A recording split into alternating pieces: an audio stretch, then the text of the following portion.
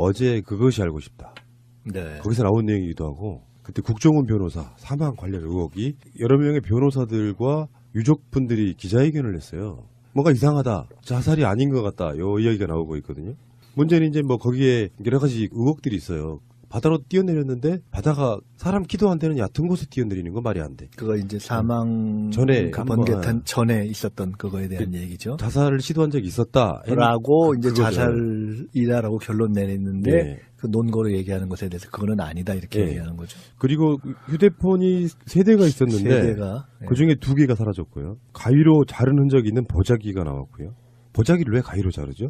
상식적이지 않고요. 번개탄을 마셨는데 몸부림친 흔적도 없다. 유서는 없고 필체가 다른 메모지가 있었고요. 몸속에서 지나치게 높은 칼륨 농도 이게 발견됐거든요. 왜 이런 말씀을 드리냐면은 우리는 음모론처럼 그런 얘기를 많이 했어요. 특히 그 RCS 사건 때 마티즈 임과장 그때는 네.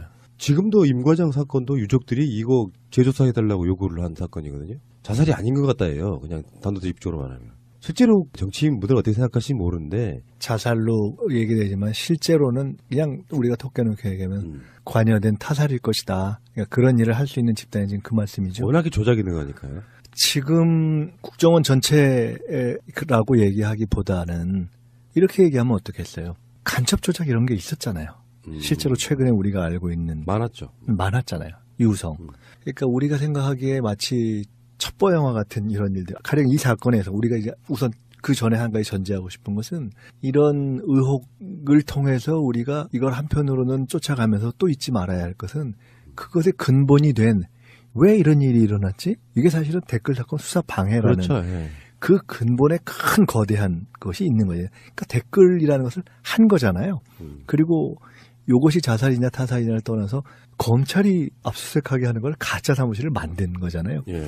이건 거의 영화에서 우리가 볼 수 있는 것이기 때문에 이미 우리가 상상할 수 있으니까 이런 것을 했던 시기의 집단, 주도 세력, 관여된 사람들은 우리가 영화에서나 볼 수 있다고 했던 것들을 다 이미 할 정도로 정상적인 도덕 감각이나 공직적 윤리 감각 이런 것들은 이미 벗어나 있다고 봐야 되죠. 그걸로 대답을 대신할 수 있겠죠. 가능성은 있다. 그게 지금 뭐 이런 식이에요. 뭔가 의혹이 남아있는 사건들을 보면 저도 그런 얘기 하거든요. 기득권 오랫동안 가지고 있던 세력들이 자기들의 어떤 범죄성을 은폐하기 위해서 무엇을 못하겠느냐 이런 측면도 있고요. 사실은 사법부건 검찰이건 국정원이건 공범들도 지금도 남아있는 것이고요. 그리고 좀 또 확대시키자 그러면 이번에 그 세월호 유골은폐 사건도 사실은 그런 측면이 있거든요. 기득권 세력들이 남아서 지금 현직에 있기 때문에 자기들의 과거를 가리거나 은폐하려고 하는 시도들은 분명히 있는데 이것을 이 시기쯤에 뭔가 잘 넘겨야 되지 않을까 싶은 생각이 드는 거예요. 조금 다른 얘기지만 우리가 촛불이라는 방식으로 이번에 정권 교체를 안 했다면 또 못했다면 그게 어떤 상황이 발생했었을까를 얘기하면서 우리가 짚어보는 중에 정말 막판에 별의별 일을 다 했을 것이다. 우리가 그런 얘기를 하잖아요. 지금쯤 그럼요. 탄핵이 없었다면 어마어마할 시기죠. 지금. 정말 지금 우리가 이렇게 뭐 음모론처럼 얘기하는 이런 모든 것들이 집중돼서 어마어마한 공작과 그리고 더 했겠죠. 아이 끔찍해라. 끔찍한 우리 방송할 거리는 많았겠다. 우리가 여기서 떨면서 지금 그러니까요. 예. 옮겨다니면서 했어야 됐어요. 그냥 주지는 않았을 거예요. 절대로 그냥 주지 않았죠. 그 대통령이 바뀌고 정권 교체 됐는데도 뭔가 찜찜한 의혹들이 계속 나온단 말이에요. 그러니까 이것이 정말 정리될 때 정리되지 않으면 이게 참 어려운 거예요. 제가 이번에 우리 달력 그거 할 때 우리 쓰는 거 있잖아요. 그때 제가 뭐라고 썼냐면 이게 혁명이라는 게 광장에서가 아니라 혁명에 승리한 그 다음날부터 일상에서 되는 것이다. 제가 뭐 그런 취지의 글을 이렇게 하나를 썼는데 그러니까 제가 그걸 왜 생각이 들었냐면 실제로 경험을 해보면 소위 정권 교체, 어떤 중앙 권력의 변화 이런 것으로 끝나는 것이 아니라 이게 워낙 오랫동안 쌓여진 적폐 아닙니까? 적폐라는 표현 외에 다른 게 없을까 제가 그래서 고민을 하지만 워낙 곳곳에 이렇게 뿌리 박혀 있어서 사실 자기 부분에 그 햇볕이 비춰지지 않으면 그냥 넘어가려고 그러는 것이 얼마나 많겠어요. 그렇기 때문에 이런 것들을 지금 정리 안 하면 곳곳에 숨겨져 있는 일이 굉장히 많이 있다고 봐야 되겠죠. 그런데 대세는 거스릴 수 없잖아요. 사실 알고 보면. 그럼요. 추정을 해보면 이 국정원 변호사도 이 사람이 죽음으로써 이 수사가 무리한 수사였다는 거를 수사의 범위를 좁힌다거나 할 수 있는 그 흐름 속에 있기 때문에 지금 더 의심을 하는 부분이고요. 근데 이분이 돌아가신 정 변호사가 국정원에 지금 본격적으로 들어가서 활동을 한 게 2015년 아닙니까? 댓글 그 수사 방해 TF에 들어가서 활동한 것이 한 2년 정도 되는데 어찌 보면 완전히 무슨 어떤 핵심적으로 전략을 기획하고 하는 그런 역할을 하기에는 그렇죠. 어려웠을 거예요. 근데 본인의 이야기를 다른 분들에게 얘기했던 것들을 지금 이렇게 나오는 것들 종합해보면 근데 자기에게로 다 이렇게 짜 맞춰지고 있다. 그것이 괴롭다. 한편으로는 괴로웠을 것이고 또 한편으로는 자기가 알고 있는 하여간 관여했던 전체 진실에 대한 그것을 뭐 어떤 공개하려는 의도에서든 아니면 그것이 다시 왜곡되어지는 모습을 보고 있는 것이든 또는 그것에 저항하는 과정에서의 일종의 압력을 느껴서이든 그것에 어쨌든 고통으로 내몰리고 있었다라는 것은 분명한 것이죠. 이것이 자살이냐 아니면 정말 이걸 파고 들어갔을 때 다른 것이냐라고 되든지 간에 정 변호사의 경우에 그 들어갔던 시기라든가 활동을 했었을 위치 이런 것을 예상해 보면 사실은 그것에 대한 책임을 느껴서 그 검찰 수사 한 번을 가지고 자살에 본인이 결심을 했다. 그런 이유가 충분했다라고 보기는 아무리 생각해도 좀 어렵죠. 이분이 피의자도 아니고요. 참고인이었어요. 그러니까. 참. 알겠습니다. 드디어 한상률 전 국세청장에 대한 수사가 시작되는 것 같아요. 이명박 심판운동본부 대표인 백은종 씨. 우리 방송에도 몇 번 나오신 분이거든요. 네. 고발한 태광실업 표적 세무조사에 대한 고발 사건을 검찰이 수사에 착수했다. 근데 그 한상률 국세청장이 사실은 노무현 대통령 돌아가시게끔 만든 거의 직접적인 그런 사람이라고 보면 그게 왜 노무현 대통령 수사와 죽음으로까지 이어졌느냐의 직접적인 원인을 제공한 사람이 물론 이명박이지만 검찰도 있고 다 있지만 원천적으로 그 시작은 한상률이거든요. 근데 최근에 나온 보도를 보니까 노무현 대통령뿐만 아니라 김대중 대통령의 비자금을 키려고 꼼수까지 썼던, 제가 이 사건 먼저 처음에 이야기가 나왔을 때 우리가 드렸던 말씀이기도 한데, 한상률 씨는 사실상 노무현 정부 때 승승장구해서 출세를 했던 사람인데 자기의 그 출세를 위해서 여러 가지로 정치인들의 관련된 자료들을 모아왔던 사람이라고 해요. 정치 쪽하고 딜하는 정도로 썼다는. 수사가 시작되면 다른 방식으로 이명박 씨를 압박하거나 수사할 수 있는 좋은 재료가 될 수도 있겠죠. 일단 이게 크게 보면 두 가지 측면에서 문제가 되는 것 같은데요. 그러니까 이게 예를 들어 노무현 대통령과 관련된 것 또는 김대중 대통령과 관련된 이 둘, 그러니까 누구를 했느냐 잠깐 그걸 잊어버리자고요. 왜냐하면 우리는 우리가 아끼고 사랑하고 존경하는 분들에 관련된 것이니까 그거를 해서 문제다? 가령 이렇게 접근하면 반대편에서는 야 그럼 너네 편에서 문제냐 이럴 수 있는 거 아니에요? 가령 그걸 잠깐 잊어버리고 이 한상률 전 청장의 한 행위, 그 당시에 이루어졌던 국세청 조사 자체가 정당하냐 아니냐를 갖고 일단 봐야 객관적인 거 아니겠어요? 근데 그렇게 볼 때 크게 두 측면에서 문제가 있는 것 같아요. 하나는 지금 보면 당시에 한상률 청장은 그건 MB의 주도겠지만 당시 대통령하고 계속해서 이런 정치 관련 조사에 대한 내용일 것이라고 추정되는 내용으로 지속적으로 이렇게 독대를 하고 만나고 보고를 하고 했다는 거 아닙니까? 그것이 이루어졌다는 것이 하나가 있는 것이고, 두 번째로 보면 어쨌든지 간에 어떤 조사를 하더라도 그것은 그 자체의 정당한 절차를 통해서 해야 되는 걸 텐데 지금 이게 태광건도 그렇고 DJ 관련 건도 그렇고 국세청 내부의 일반적인 어떤 운영의 방식에서 크게 벗어난 거예요. 태광 건은 부산에 있죠, 태광이. 네. 그거를 부산청에서 안 하고 서울지방청 조사 4국에서 한 거죠. 근데 물론 그것도 할 수는 있어요. 어떤 지방에서 조사를 하는 사안이 생겼을 때 그게 그 지역에 있는 공무원들하고 이게 뭔가 유착이 된 것 같다라고 생각이 됐을 때 그것을 요구하고 승인을 받아서 다른 지역에 하도록 명을 내리는 경우가 있습니다. 그걸 교차조사라고 한다고 하는데, 그러나 그 경우라고 하면 그 경우에도 그런 것을 판단하고 승인하는 데 걸리는 통상의 시간과 절차가 있거든요. 근데 지금 이것은 그 시간을 다 뛰어넘어서 아주 신속하게 그냥 처리해버렸다는 거 아닙니까? 그리고 조사가 끝나기도 전에 고발했고. 그러니까 이 자체에서 정치적인 의도성이 딱 드러나 있는 거죠. 그러니까 그런가 하면 DJ 것도 마찬가지인데 그때 그 본청의 국제조사국인가? 국제조사과죠. 그 직원을 같이 데려갔다고 하는데 이게 문제가 되니까 아유 본청에서는 개별 기업 안 한다 이렇게 얘기했지만 실제로는 개별 사건을 조사하기 위해서 지금 데려갔다는 것이 드러나는 것이기 때문에 두 경우에 다 사실은 국세청 자체에서의 일반적인 조사 관행 내지는 규정과 벗어난 것이기 때문에 이건 명백하게 딱 찍어서 한 그러니까 소위 얘기하는 표적 조사의 경우에 해당하는 거죠. 20일에 국세청 국세행정개혁 TF에서 태광실업 특별세무조사 등 이명박근혜 정부 시절 국세청이 진행한 세무조사 5건이 국세기본법상 조사권 남용이 의심되는 객관적 상황임을 정황을 확인했다 이렇게 발표했거든요. 아직 수사 의뢰는 안 됐다 그러는데 이거랑 같이 맞물리면서 수사가 될 것 같고요. 이렇게 되면 또 이제 또 하나의 그러니까 김관진의 사이버사령부, 한상률의 국세청 이런 식으로 이렇게 그 이명박 자체를 옥죄어가는 그렇죠. 또 하나의 어떤 경로가 아닐 될 저게 것이다. 아마 한상률 DJ 저 문제는 시기상으로도 보면 아마 광우병 촛불 이후에 그때 노구의 김대중 대통령이 3대 위기, 민주주의의 위기, 또 민생의 위기, 뭐 이렇게 남북관계 위기 그것을 제기하면서 당시 이명박 대통령에 대해서 강하게 비판을 한 아마 얼마 되지 않아서일 겁니다. 그러니까 다 맞아 떨어지는 거죠. 그러니까 딱 찍어서 하는 전형적인 표적 조사. 한상률이 모아두었던 자료라는 게 있을 거고 그걸 출세 용도로 사용했던 한상률이 뭐 이명박과 독대도 하고 그럴 때는 이제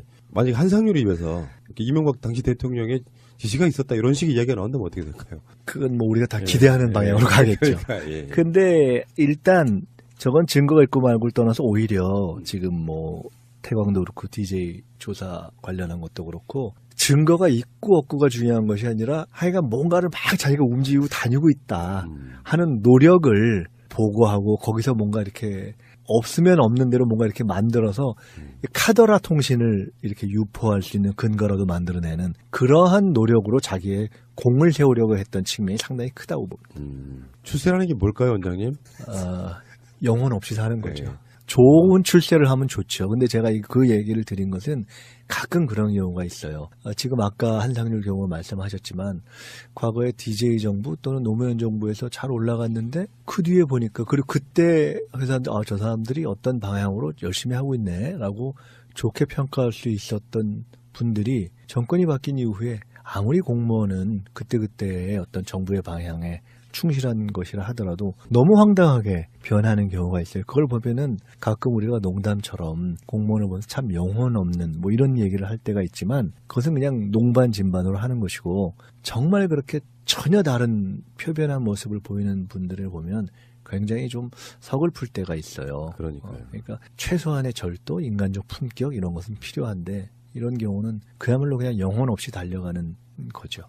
그게 이제 자기 출세만 하면 되는데 남한테 결정적인 피해를 주거나 뭐 어떤 경우에는 죽음에 이르기까지 하면서도 승승장구해서 달려가는 모습 보면 사람으로 안 보일 때가 있어요. 짐승 이하도 이상도 아닌 사람들이 실제로 정권을 잡았었구나라고 느끼는 경우가 꽤 많았었거든요. 특히 한상률 씨는 사실 우리들 입장에서 보면 절대 용서할 수 없는 그런 인물 중에 하나거든요. 네.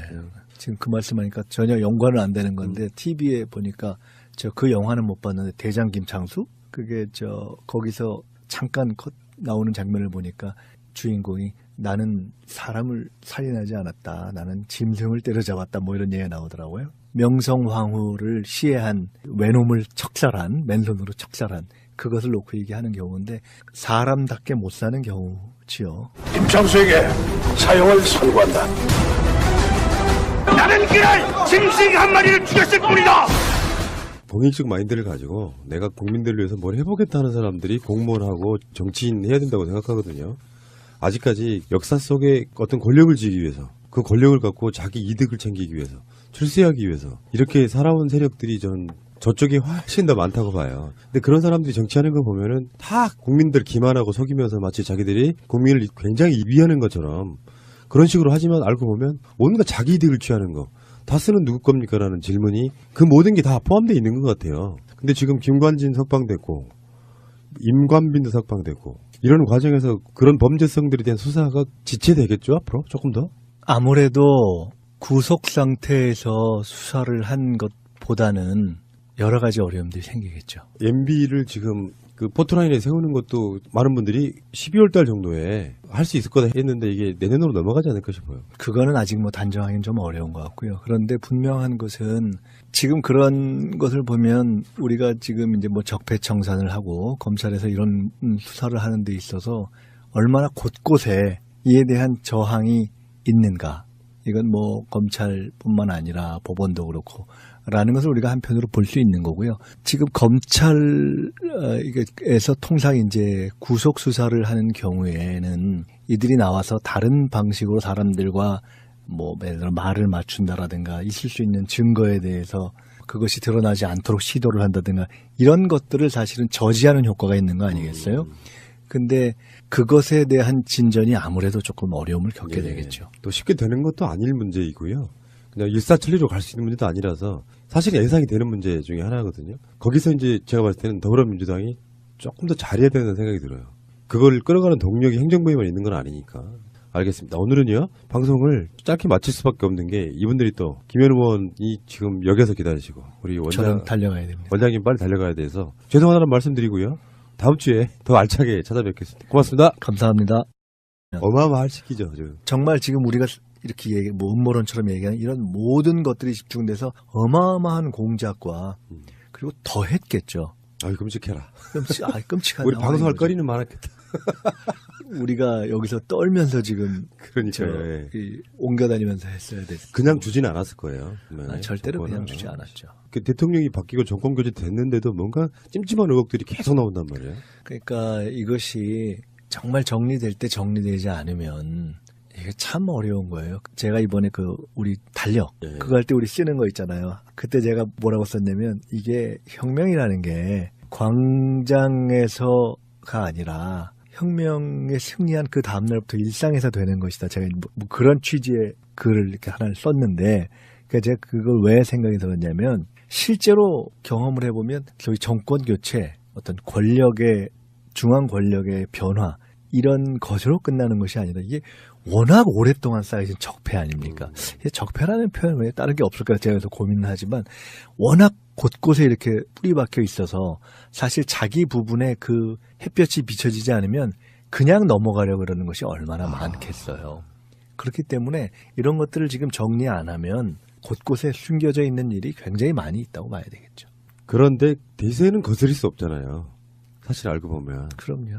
추정을 해보면 이 국정원 변호사도 이 사람이 죽음으로써 이 수사가 무리한 수사였다는 거를 수사의 범위를 좁힌다거나 할 수 있는 그 흐름 속에 있기 때문에 지금 더 의심을 하는 부분이고요. 근데 이분이 돌아가신 정 변호사가 국정원에 지금 본격적으로 들어가서 활동을 한 게 2015년 아닙니까? 댓글 그 수사 방해 TF에 들어가서 활동한 것이 한 2년 정도 되는데 어찌 보면 완전히 무슨 했던 핵심적으로 전략을 기획하고 하는 그런 역할을 하기에는 그렇죠. 어려웠을 거예요. 근데 본인의 이야기를 다른 분들에게 얘기했던 것들을 지금 이렇게 나오는 것들 종합해보면 근데 자기에게로 다 이렇게 짜 맞춰지고 있다. 그것이 괴롭다.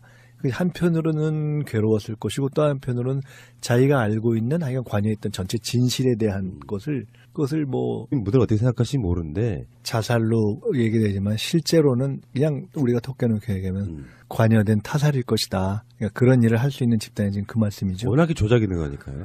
지금 국정원 전체라고 얘기하기보다는 이렇게 얘기하면 어떻겠어요? 간첩 조작 이런 게 있었잖아요. 실제로 최근에 우리가 알고 있는 많았잖아요. 유성. 그러니까 우리가 생각하기에 마치 첩보 영화 같은 이런 일들. 가령 이 사건에서 우리가 이제 우선 그 전에 한 가지 전제하고 싶은 것은 이런 의혹을 통해서 우리가 이걸 한편으로는 쫓아가면서 또 잊지 말아야 할 것은 그것의 근본이 된 왜 이런 일이 일어났지? 이게 사실은 댓글 사건 수사 방해라는 그렇죠. 예. 그 근본에 큰 거대한 것이 있는 거예요. 그러니까 댓글이라는 것을 한 거잖아요. 그리고 이것이 자살이냐 타살이냐를 떠나서 검찰이 압수수색하게 하는 걸 가짜 사무실을 만든 거잖아요. 예. 이건 거의 영화에서 우리가 볼 수 있는 것이기 때문에 이미 우리가 상상할 수 있으니까 이런 것을 했던 시기의 집단, 주도 세력, 관여된 사람들은 우리가 어제 그것이 알고 싶다. 네. 거기서 나온 내용이기도 하고 그때 국정원 변호사 사망 관련 의혹이 여러 명의 변호사들과 유족분들이 기자회견을 했어요. 뭔가 이상하다, 자살이 아닌 것 같다, 요 이야기가 나오고 있거든요. 문제는 이제 뭐 거기에 여러 가지 의혹들이 있어요. 바다로 뛰어내렸는데 바다가 사람 키도 안 되는 얕은 곳에 뛰어내리는 건 말이 안 돼. 그거 이제 사망 전에 그 한번, 번개탄 전에 있었던 그거에 대한 얘기죠. 자살을 시도한 적이 있었다. 라고 이제 그거죠. 자살이다라고 결론 내렸는데 네. 그 논거로 얘기하는 것에 대해서 그거는 아니다 이렇게 네. 얘기하는 거죠. 그리고 휴대폰이 3대가 있었는데 세대가 그 중에 2개가 사라졌고요. 가위로 자른 흔적이 있는 보자기가 나왔고요. 보자기를 왜 가위로 자르죠? 상식적이지 않고요. 번개탄을 마셨는데 몸부림친 흔적도 없다. 유서는 없고 필체가 다른 메모지가 있었고요. 몸속에서 지나치게 높은 칼륨 농도 이게 발견됐거든요. 왜 이런 말씀을 드리냐면은 우리는 음모론처럼 그런 얘기를 많이 했어요. 특히 그 RCS 사건 때 마티즈 임과장 그때는 네. 지금도 임과장 사건도 유족들이 이거 재조사해달라고 요구를 한 사건이거든요. 자살이 아닌 것 같다예요. 그냥 단도직입적으로 말하면. 실제로 정치 영화에서나 볼 수 있다고 했던 것들을 다 이미 할 정도로 정상적인 도덕 감각이나 공직적 윤리 감각 이런 것들은 이미 벗어나 있다고 봐야 되죠. 그걸로 대답을 대신할 수 있겠죠. 가능성은 있다. 그게 지금 뭐 이런 식이에요. 뭔가 의혹이 남아있는 사건들을 보면 저도 그런 얘기 하거든요. 기득권 오랫동안 가지고 있던 세력들이 자기들의 어떤 범죄성을 은폐하기 위해서 무엇을 못하겠느냐 이런 측면도 있고요. 사실은 사법부건 검찰이건 국정원이건 공범들도 지금도 남아있는 것이고요. 그리고 좀 또 확대시키자 그러면 이번에 그 세월호 유골은폐 사건도 사실은 그런 측면이 있거든요. 기득권 세력들이 남아서 지금 현직에 있기 때문에 자기들의 과거를 가리거나 은폐하려고 하는 시도들은 분명히 있는데 이것을 이 시기쯤에 뭔가 잘 넘겨야 되지 않을까 싶은 생각이 드는 거예요. 조금 다른 얘기지만 우리가 촛불이라는 방식으로 이번에 정권 교체를 안 했다면 또 못했다면 그게 어떤 상황이 발생했었을까를 얘기하면서 우리가 짚어보는 중에 정말 막판에 별의별 일을 다 했을 것이다. 우리가 그런 얘기를 하잖아요. 지금쯤 그럼요. 탄핵이 없었다면 없었다면.